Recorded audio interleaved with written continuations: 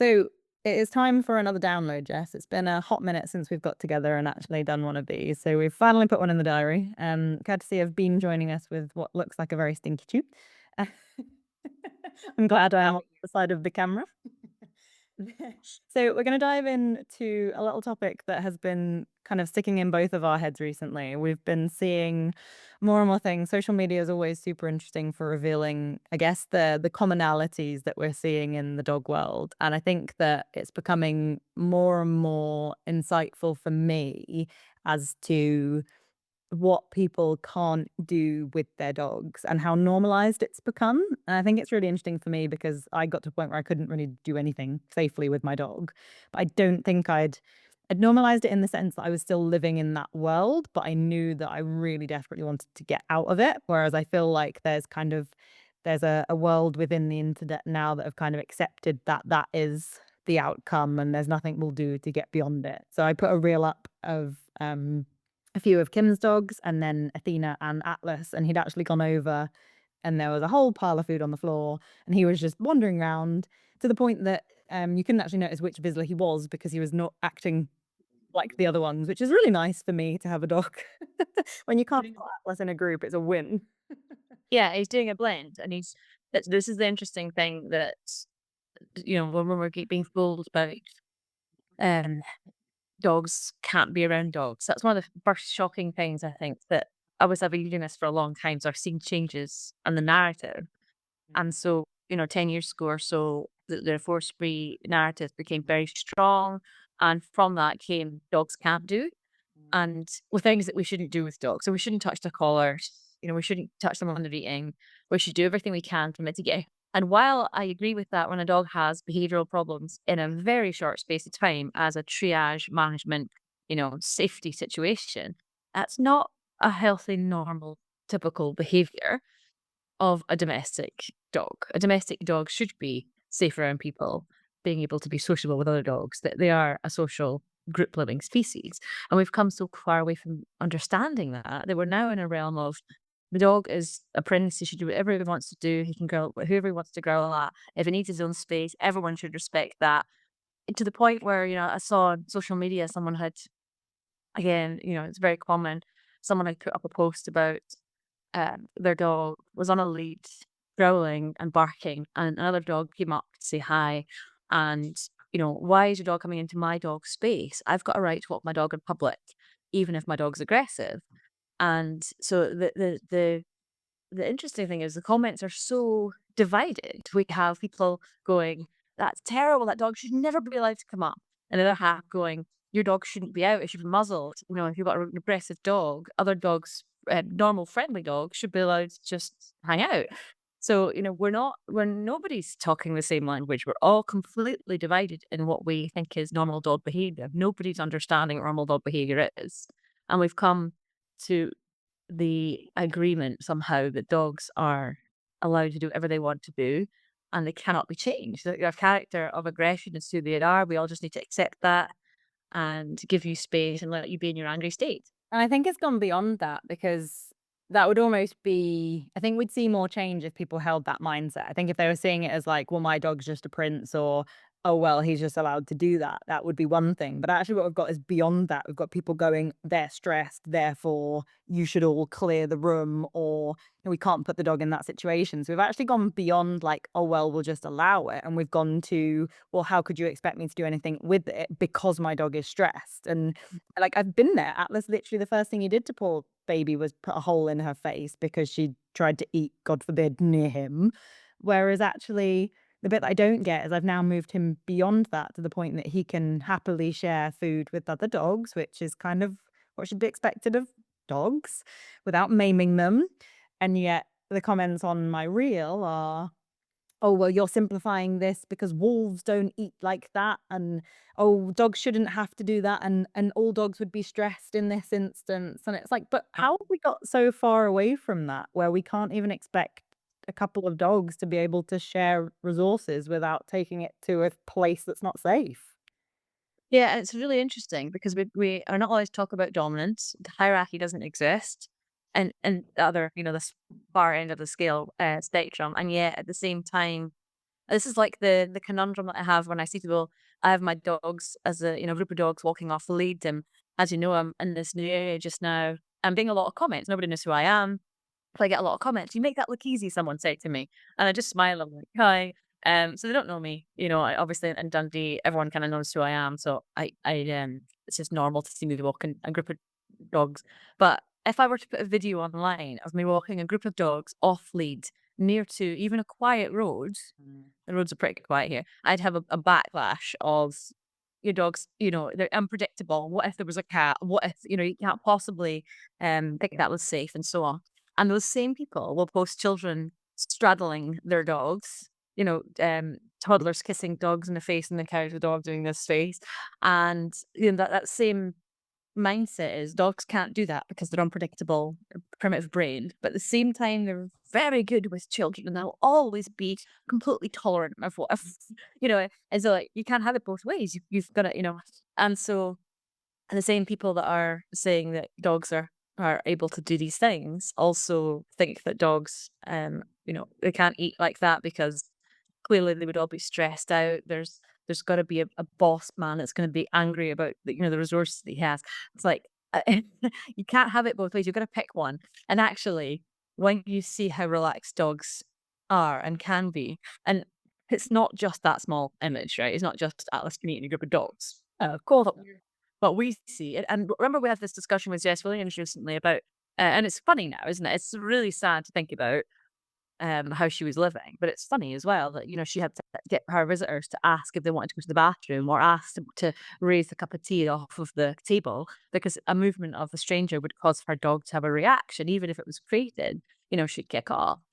And, that's normal. That's okay. That's not stressful.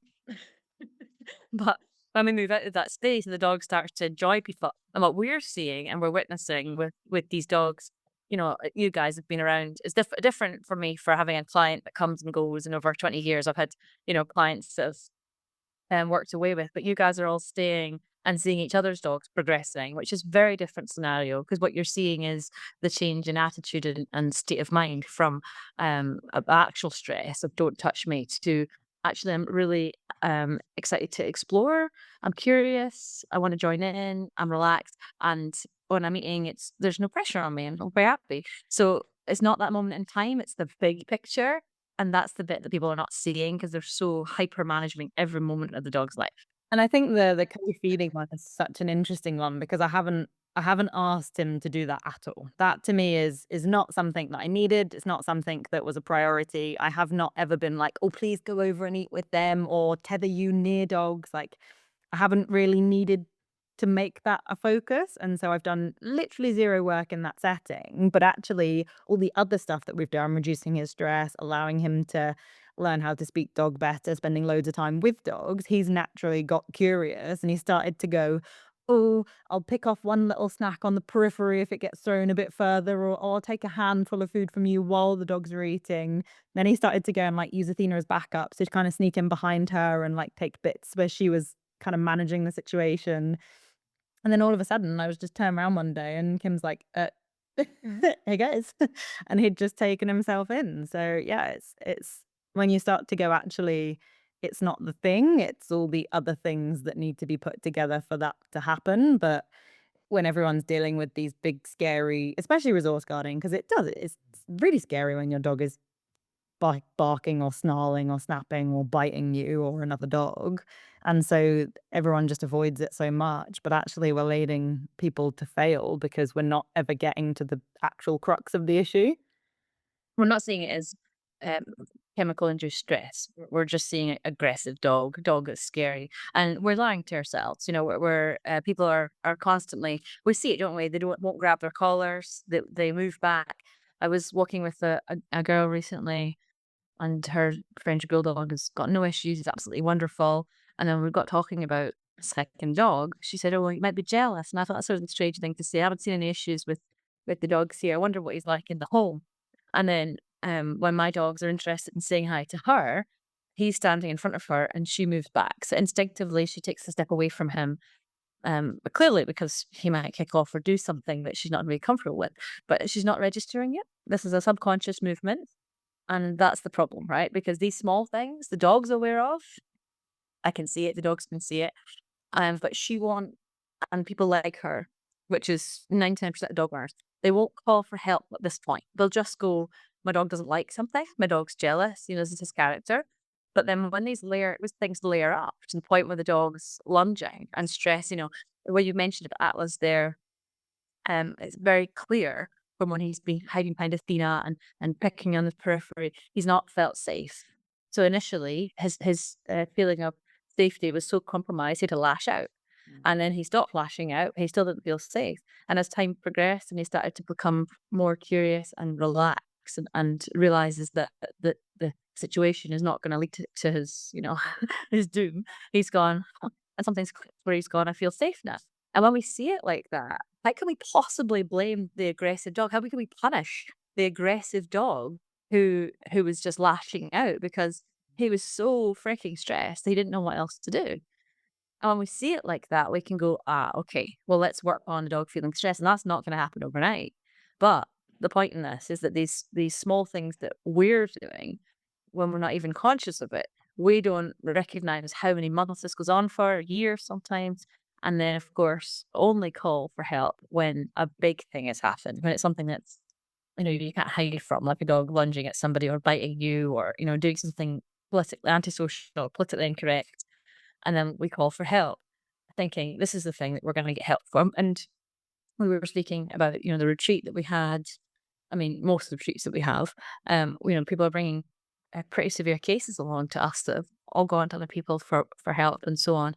And we have to somehow work and convince them that the big thing is not really the problem. It's relationship. That's really difficult because people assume the relationship's great, or they assume they can't get the relationship back because they somehow ruined it. I guess that's another part of the narrative as well, that, if you've ruined your relationship with the dog, it'll never trust you again. And I think that's really tough, and I guess that's where our Honest House members, the ones that kinda come out and have this huge progress, they always have one thing in common, and that's they're able to put themselves front and center of the change that's needed, because it is tough. It is tough to go, "Well, actually, we do need to overhaul our relationship," or, "The things that my dog is doing have not been translating in the way that I thought they were," and I think it's quite interesting when you listen to people's language. The one that you'll hear quite commonly is, "Oh, he's protecting me." So that's very interesting, and it can be hard, I guess, if we've got stuff that we're working on ourselves, and actually a dog that does protect us or look after us is something that we can find quite nice. Whereas actually if we see it as dog is stressed, that they've got this role that they don't particularly want to fill, it's hard to then accept that we've been part of the picture that's kinda kept them in that state, and so I think that it's always really easy to spot the Honest Hounds member because 'cause they're the one that's able to go, "Yeah, actually, this is tough, and it is challenging to put myself at the center of this change, but actually, if you can do that, some really cool stuff can happen," because how can you begin to tackle those issues if you can't see the sticky bits for yourself as well? Yeah, and I think one of the feedbacks that we get from the partnership project, or more so the science of partnerships, the more in depth version, is they didn't realize, and quite upsettingly for them, they didn't realize just how much of an impact we have on the dog, and the responsibility we have to do the internal work on ourselves.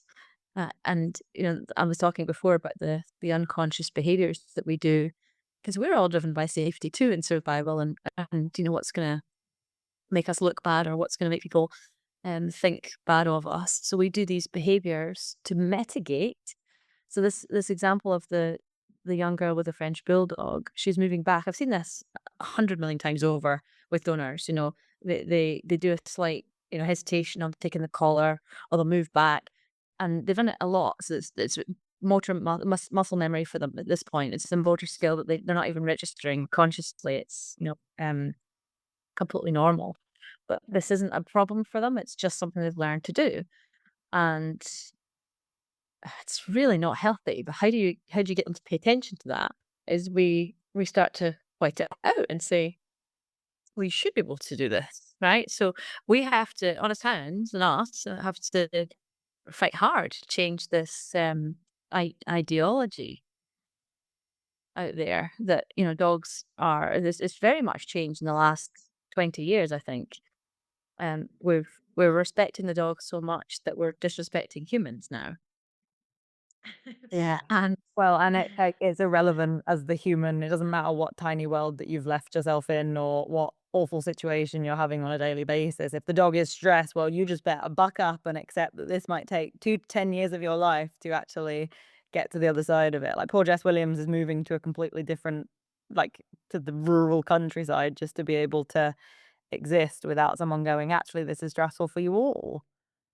And we've heard this over and over, haven't we? How people are changing their lives, and some people can't. So of course the dog's euthanized or given up, and they can't make those compromises for whatever reason. They're not able to sell their house, or they've got children. We've always said that if there was children involved with Atlas, it wouldn't have been possible because the interim stage is um scary.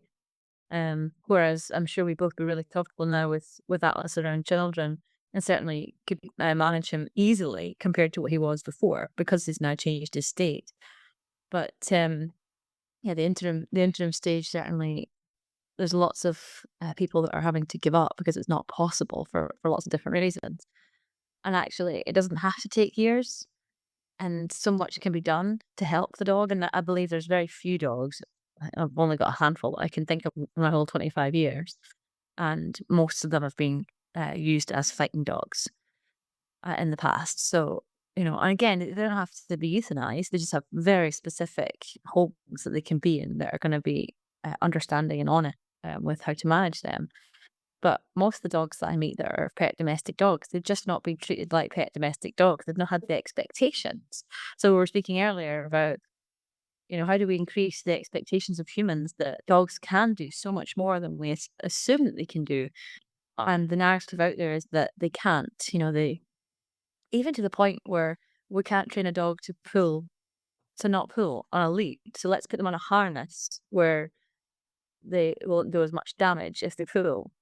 Oh, Yeah, it's put them on a no pull harness, which everyone's like, "Oh, so ethical." Why does that work? but we seem to be using tools instead of training now, and relying heavily on management, and just being sort of stagnant and accepting this is who the dog's character is, when actually the truth, his character can completely change and very much changes depending on environment, as we've seen. And I think But we that's actually a really interesting one to dive into because you have different layers of that, right? So for the average person that's listening to this, you've had cases before where you will take the dog out of the environment that they're in. The dog will come and live with you, and you don't see any of the previous behaviors that they were seeing. So there's obviously a scale to this, but in that instance, why is that happening? Why are we going, dog moves out of the situation, none of those behaviors have come with them? And it's fascinating thinking about this from human terms as well, because I've spoken to many therapists about this who are quite jealous of us working with dogs. So for those watching that are working with dogs and think, my goodness, my job is quite hard, it isn't as hard as a human therapist, because humans, you can take them out of the environment, they still have money problems, family problems, husband problems, whatever's going on. They can't escape from that. Whereas when you take a dog out of the situation and put it in a new environment, the dog goes, right, where am I now? Thank you. And they don't dwell on the past. They're fantastic at recalibrating within a few days, like typically about 3 days. They do okay, where am I now? This is what I need to behave like here. So it's fascinating to see it and to see it happen over and over again, to the point where, it became a bit of a running joke on the educational walks, where people would see humping behaviors happen and they would go, oh, day three? Or I'd be feeding the dog and the big dog would be really keen to eat and they'd be going, oh, day two? So um it is when when a species follows a pattern and we can start to see, what typical is. And it's quite shocking for owners, I think. So many owners, especially the ones that were signed over to the rescue and they came to me.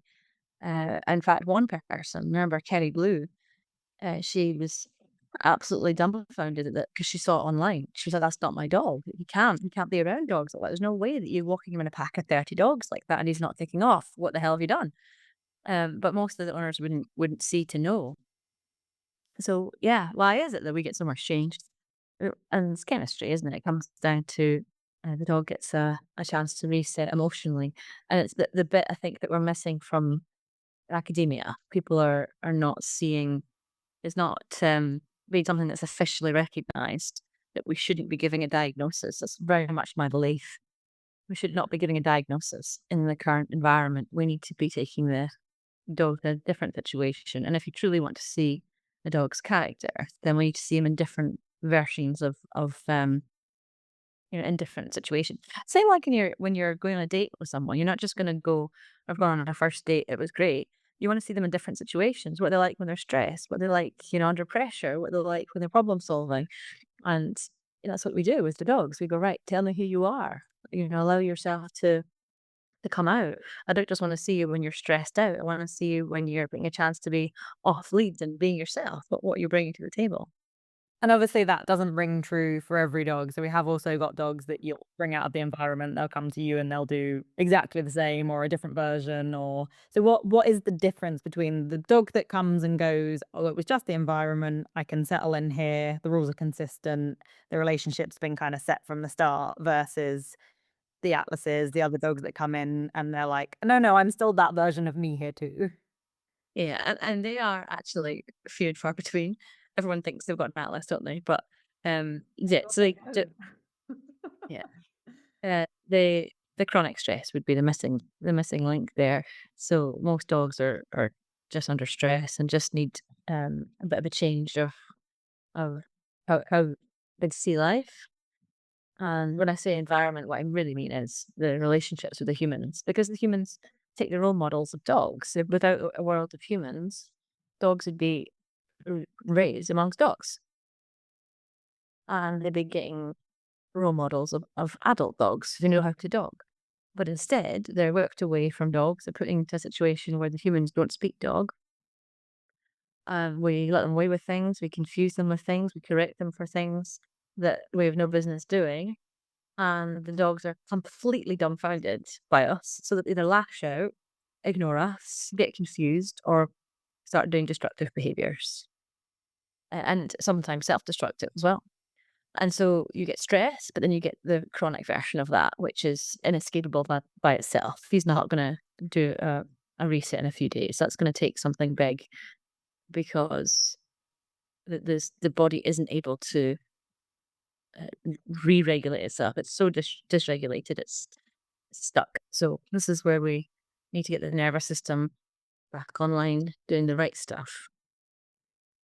So when you're Like almost that kind out, of hard reboot, and then you go, "How do we add the owner back into this?" So bring the stress levels down, bring everything good up, and then go, "How do we recalibrate?" And that's when it's always that relationship that we need to recalibrate there too.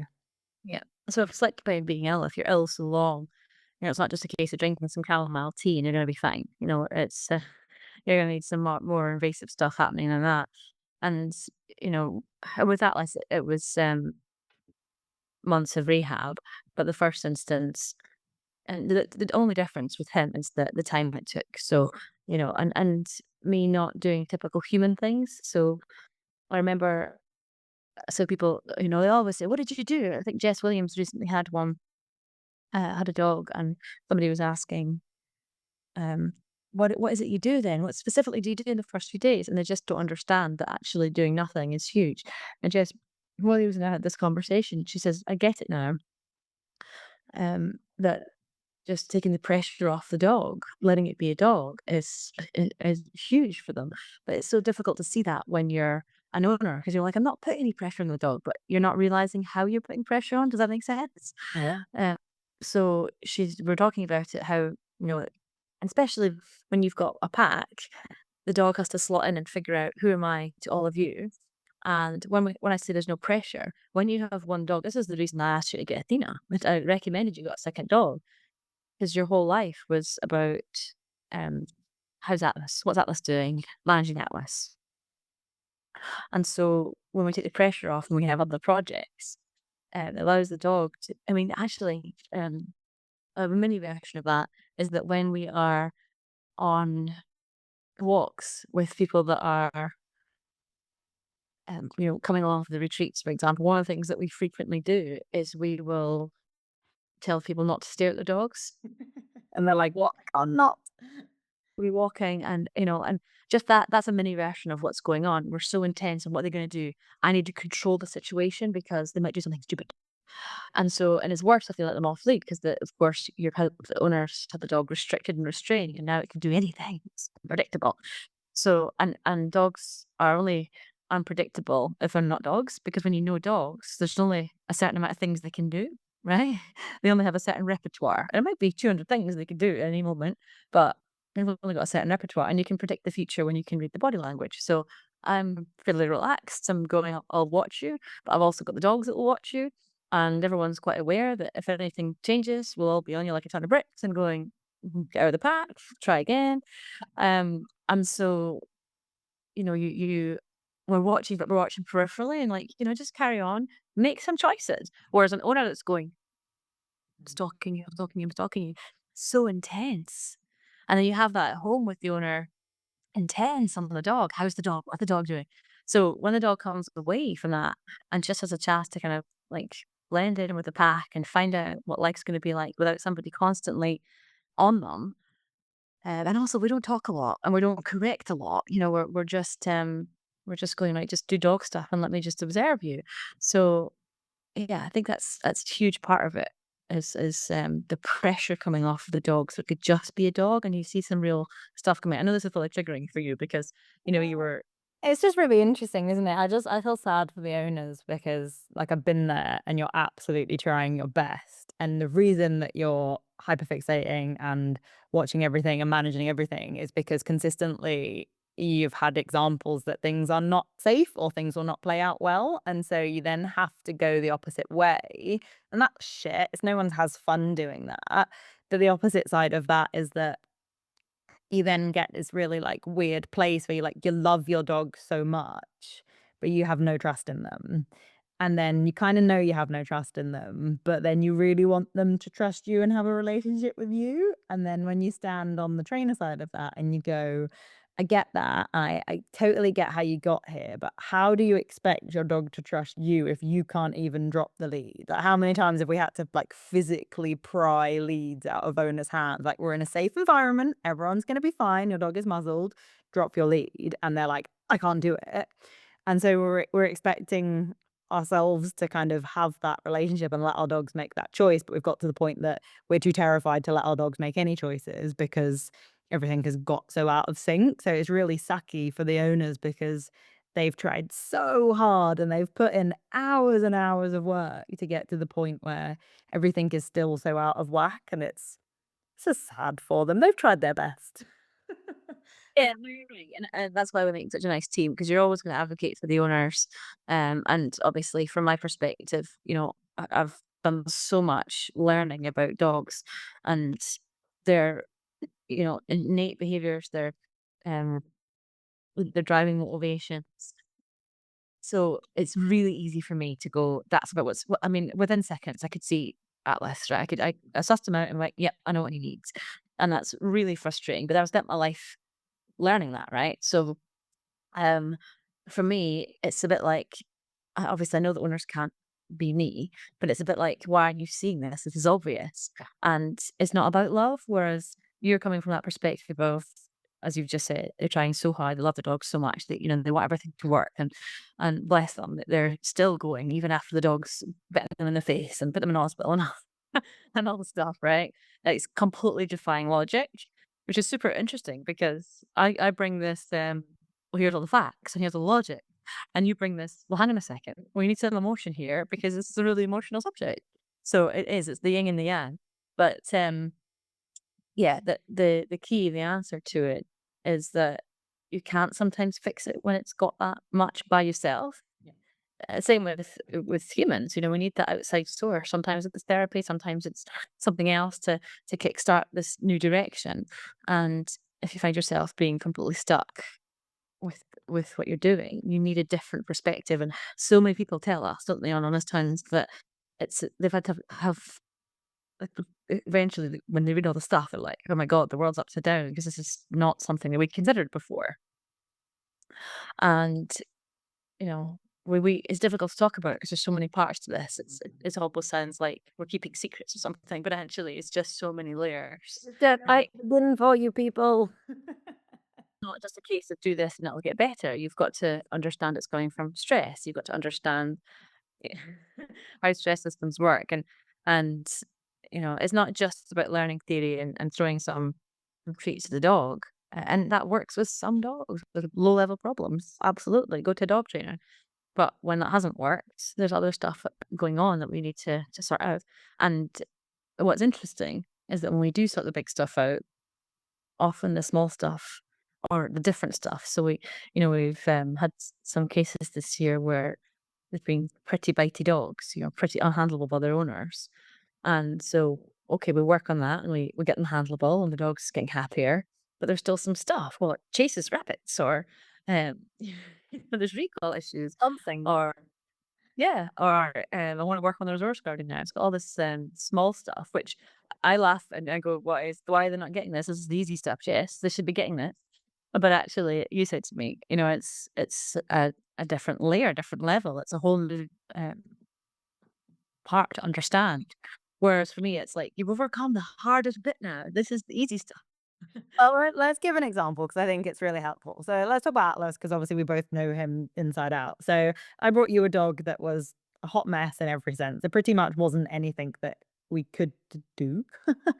Everything was a problem. So for me, that felt like 100 different buckets of problems. I had my resource guarding food issue. I had my bites me on the sofa issue. I had my can't be around other dogs issue. I had the um I don't know, can't get a harness on him problem. Can't touch his head if he's not in a good mood. Can't get him in his crate. So all of these are just stacking. I'm like when you're moving house, right? And there's just rooms full of boxes, and you're like, where do I even fricking begin? And I remember saying to you, like, I felt like I had to ask every single question to get every single answer so that I knew how to tackle each individual box. And it was just The what if questions. the what if questions, they were rife because I was genuinely like, I could not make those links. So you were probably going, what a freaking muppet. Why are you asking me the same thing in 400 different flavors? And I was like, but it's totally different. Everything is completely not what you're telling me. How do I apply it in this situation? So I think it's fair to say that that's probably more typical of your average person, but your brain does not work in that sense. So when you see a dog and you see the room full of thousands of boxes that all need sorting, that's not what you see. So what did you see there when I presented you with my hot mess of a Vizsla? Well, I think that's part of the reason that the partnership project came to being because I was like, people are boxing stuff, as in I've got these problems. Here's a list of problems, rather than going, I have a problem with my relationship with my dog, and that's probably harder than making a list, right?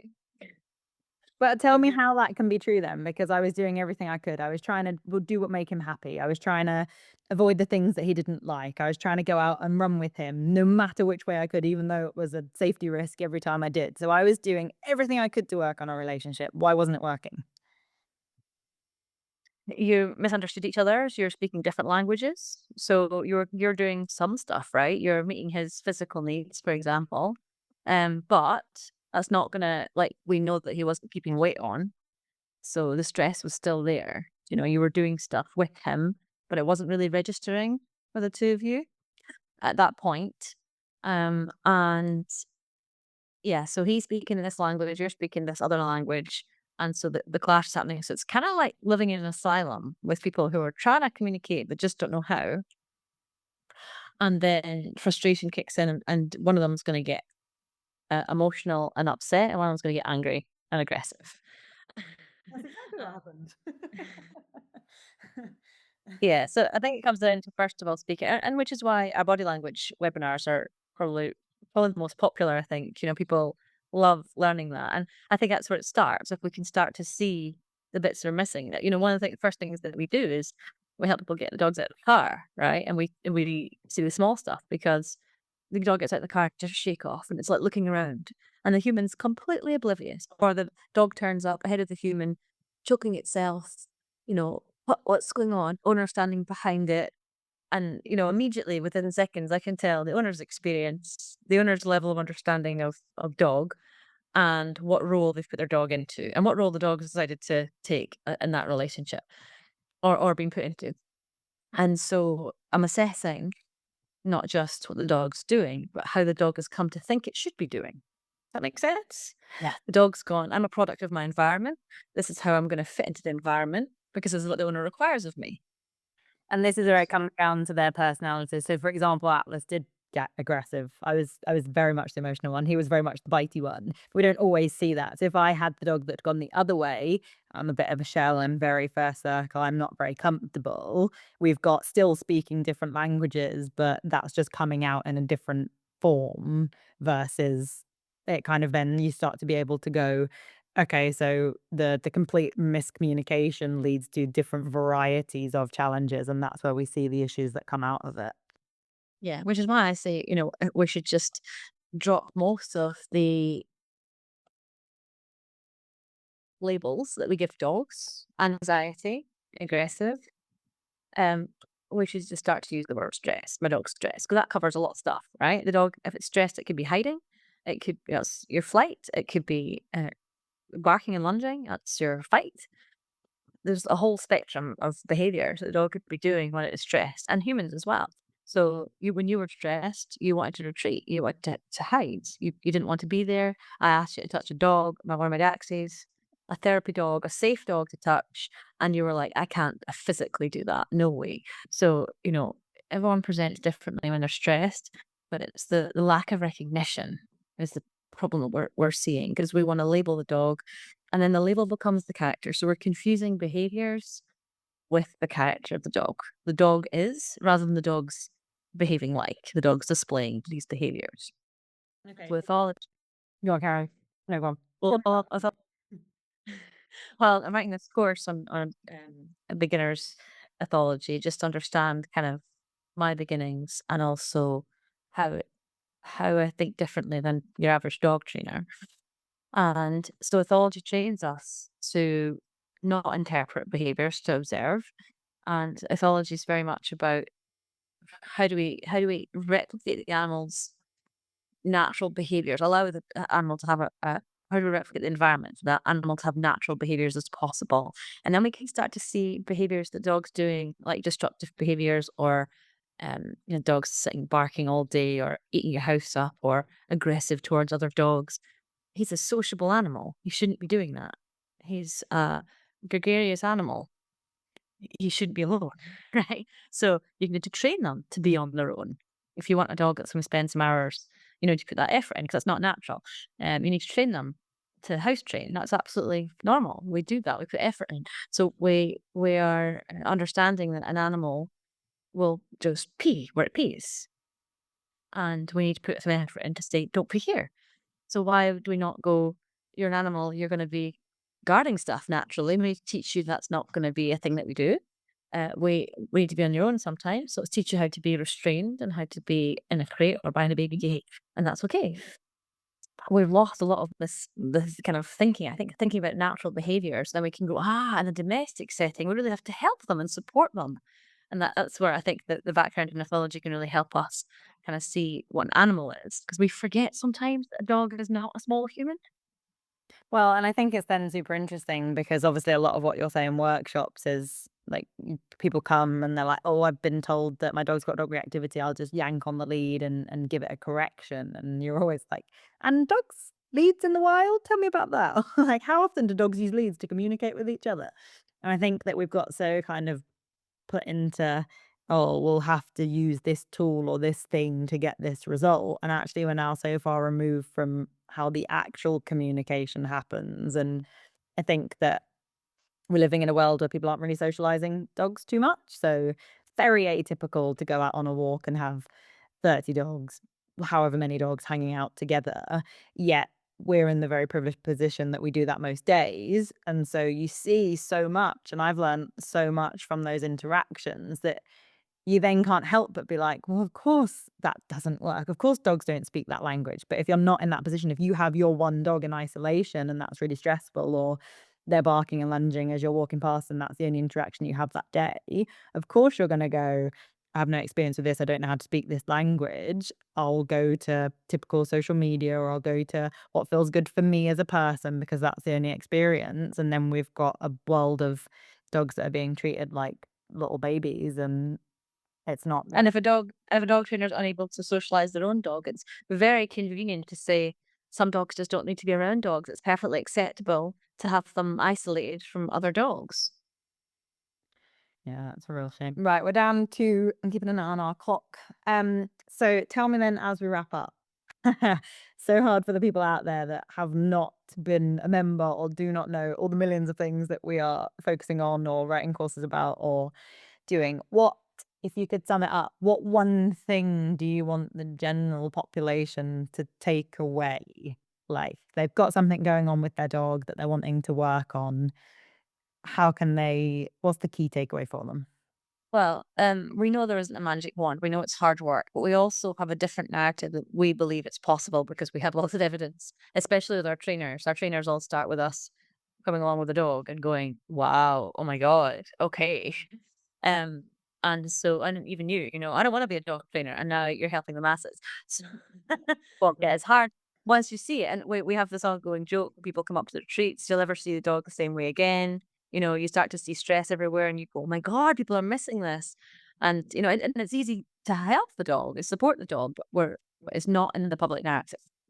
So the thing that we're going to sum up with is we should have higher expectations for our dogs. I would like dogs to be taught how to be restrained. I'd like people to be really comfortable touching dogs' collars. So obviously, I've uh, trained therapy dogs and have done for um, since 2005. So it's 2 decades now, training therapy dogs. And to be honest, it's just how a dog should be raised. You know, safe around people. It's not difficult. It just needs a lot of exposure, a lot of work when they're young.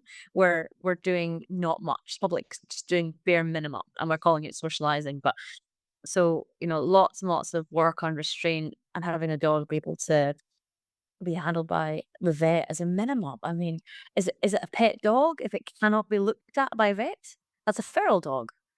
So let's normalize the dog being able to be restrained in every way.